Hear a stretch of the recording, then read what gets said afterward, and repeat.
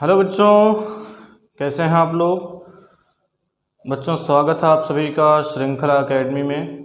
और बच्चों आज के इस लेक्चर में हम लोग पढ़ने वाले हैं या शुरू करने वाले हैं क्लास 9th का मैथ, जिसको आज हम क्या करेंगे, इस लेक्चर में एक्सरसाइज 1.1 को कंप्लीट करेंगे। और यहीं से हम क्या करेंगे, क्लास 9th मैथ जो है NCERT का, उसको हम पूरा कंप्लीट करेंगे यहीं पर, ठीक है ना। तो अब हमको क्या करना है, पहले एक्सरसाइज 1.1 को पढ़ने से पहले कुछ क्या करेंगे, हम बेसिक चीज़ों के बारे में जानेंगे। जैसे हम यहाँ लिखेंगे पहले क्लास 9th, यही हम शुरू करने जा रहे हैं, क्लास 9th मैथ। इसमें पहले हम लोग क्या जानेंगे, पहले जान लेते हैं प्राकृतिक संख्या के बारे में, फिर जान लेंगे पूर्ण संख्या के बारे में, फिर पूर्णांक के बारे में, और फिर परिमेय संख्या, और फिर अपरिमेय संख्या। अच्छा, ये चैप्टर कौन सा है, जो पहला है वो है संख्या पद्धति। पहले तो बेसिक क्लियर करते हैं तब बता रहे हैं इसको। प्राकृतिक संख्या जिसको कहते हैं नेचुरल नंबर,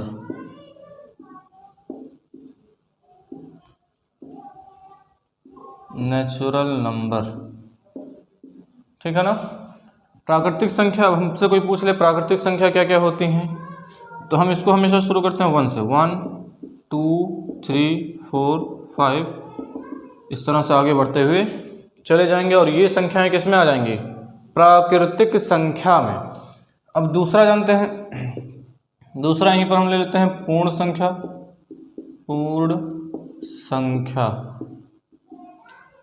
इसको कहते हैं होल नंबर।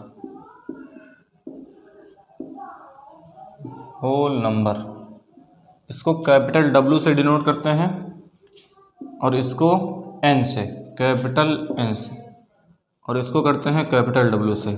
अगर क्या किया जाए, प्राकृतिक संख्या में 0 ऐड कर दिया जाए, जो प्राकृतिक संख्या है इसमें क्या किया जाए, 0 और लिख दिया जाए, और बकिया उसी क्रम में हम बढ़ते चले जाएं, तो ये क्या हो जाता है, होल नंबर।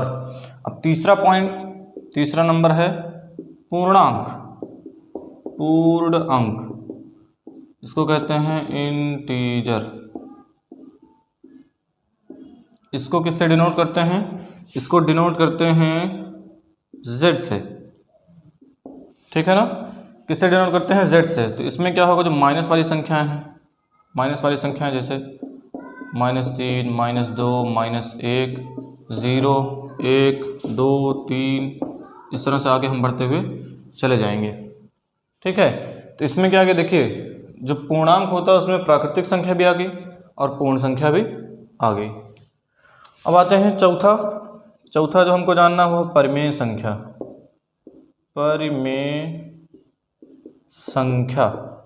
बता सकते हैं परिमेय संख्या क्या होती है, इसको कहते हैं रैशनल नंबर।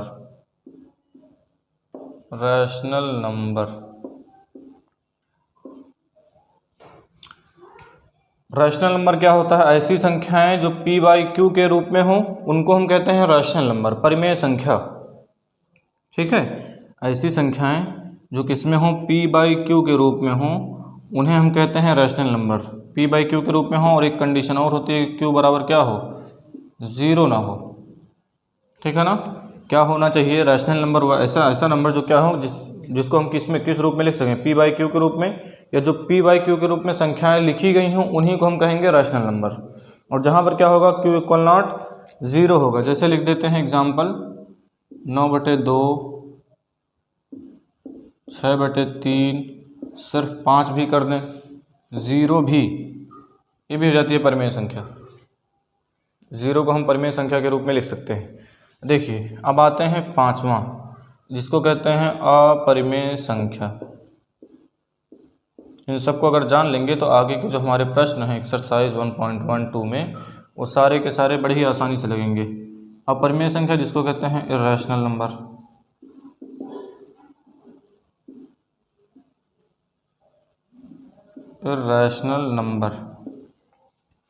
इर्रेशनल नंबर क्या होगा, जैसे रैशनल नंबर है, परिमेय संख्या है, उसी का हम विपरीत कर देंगे। ऐसी संख्याएं जो P/Q के रूप में ना हो, या जो संख्याएं P/Q के रूप में ना हो उनको हम क्या कहेंगे, अपरिमेय संख्या कहेंगे। जैसे यहाँ पर हो जाए √3, √2 भी कर लो, पाई कर लो, ठीक है। ये सारी की सारी संख्याएं किसमें होती हैं? ये सारी की सारी संख्याएं कौन सी हैं? अपरिमेय संख्याएं। इनको हम p/q के रूप में नहीं लिख सकते हैं। क्लियर है इतनी चीज़ें? अब आते हैं हम एक्सरसाइज 1.1 पर। पहला है प्राकृतिक संख्या, नेचुरल नंबर। इसमें 1 2 3 4 5 इस तरह से बढ़ते हुए चले जाते हैं। पूर्ण संख्या दूसरा होल नंबर, जिसको हम W से डिनोट करते हैं। 0 1 2 3 इसमें क्या करें? नेचुरल नंबर में 0 ऐड कर दें तो ये हो जाती है पूर्ण संख्या। पूर्णांक है, पूर्णांक में जो माइनस वाली संख्याएं होती हैं हम उनको भी क्या करते हैं? ऐड कर देते हैं, ठीक है। बस वो पॉइंट में नहीं होना चाहिए। अगला है परिमेय संख्या। ऐसी संख्याएं जिनको हम क्या कर सकते हैं? p/q के रूप में लिख सकते हैं, उनको हम कहते हैं परिमेय संख्या। और जहां पर क्या हो? q = 0 हो। इसी तरह से अपरिमेय संख्या जिनको हम p/q के रूप में नहीं लिख सकते, ठीक है। जैसे क्या है एग्जाम्पल? √3, √2 and pi. इसकी एक और चीज़ है कि ऐसी संख्याएं है ना, ये जो अंश बटे हर के रूप में तो हों, लेकिन क्या हो, जब हम उनको डिवाइड करें तो उनका एक परफेक्ट वैल्यू ना आए, ठीक है ना, एक निश्चित मान ना आए, तो हम उसको क्या कह देते हैं? Rational number. इसको मिटा रहे हैं।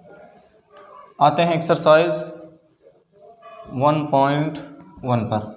ये चैप्टर है संख्या पद्धति, नंबर सिस्टम, क्लास 9th,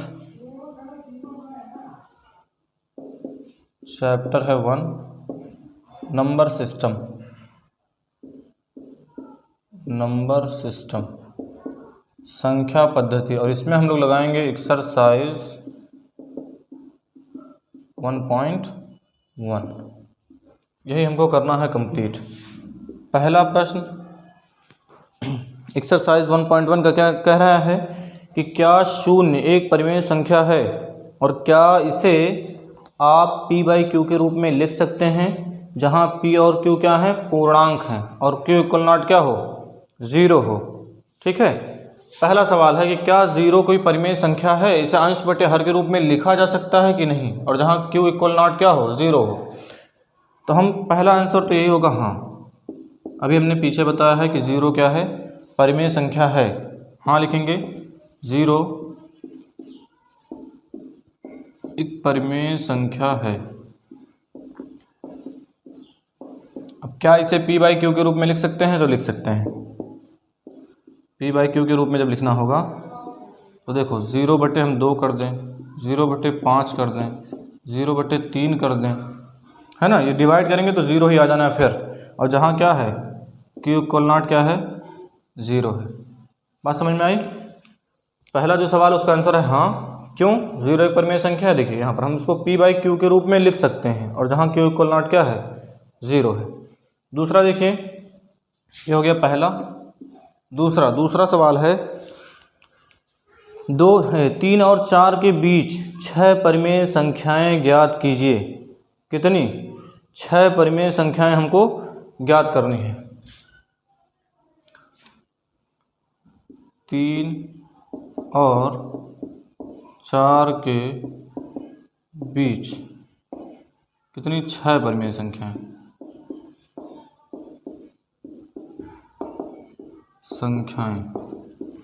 हमको क्या करनी है? ज्ञात करनी है। हाँ, 3 और 4 के बीच 6 परिमेय संख्याएं ज्ञात करेंगे। तो हम क्या करेंगे? इसको कर देंगे 6 + 1 या 3 + 4 कर दो, ये हो जाएगा 7, ठीक है। तो अब हम क्या करेंगे? इसको करेंगे पहले 3 × 7/7, जो 3 है उसमें 7/7 से गुणा कर देंगे, और ले लेंगे, और 4 है इसमें क्या करेंगे? 7/7 से गुणा कर देंगे। देखिए 7/7 से करेंगे, 7 7 काट देंगे 3, इसको काट देंगे 4, फिर वही आ जाना है। यहाँ गुणा करवाएंगे तो यहीं पर आगे हो लेते हैं। ये हो जाएगा 21/7 और आ जाएगा 7 चौक 28/7। अब हम इसी 21/7 और 28/7 के बीच वाली संख्याओं को क्या मानेंगे? 3 और 4 के बीच की परिमेय संख्याएं। 6 ठो निकालना है तो 6 निकाल लेंगे। तो ये हो जाएगा 21/7, उसके बाद 22/7, फिर 23/7, फिर 24/7, फिर 25, और फिर 26, फिर 27, और फिर हो जाएगा 28/7। 7। अब 3 और 4, देखिए 7 3 21, ये 3 है, और 7 चौक 28, ये 4 है। इसके बीच की 6 परिमेय संख्याएं ये हमें मिल गई। तो यहाँ आंसर हो जाएगा 3 और 4 के बीच की 6 परिमेय संख्याएं बराबर, यहाँ लिख देंगे 3 और 4 के बीच की 6 परिमेय संख्या बराबर करके यही जो 6 संख्याएं यहाँ पर नोट कर देंगे और हो जाएगा आंसर। बहुत ही आसान प्रश्न था, इसको भी मिटा रहे हैं। फिर देखते हैं तीसरा प्रश्न।